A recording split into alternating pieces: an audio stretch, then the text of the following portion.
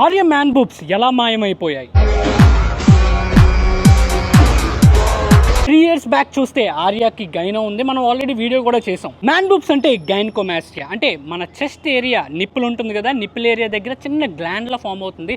చాలా పెయిన్ గా ఉంటుంది అండ్ టీ షర్ట్స్ వేసినప్పుడు అసహ్యంగా కనిపిస్తుంది. మరి ఇది పోవడానికి ఆర్య ఏం చేశాడు? మ్యాన్ బూబ్స్ తగ్గడానికి first way low calorie customized diet చేయాలి.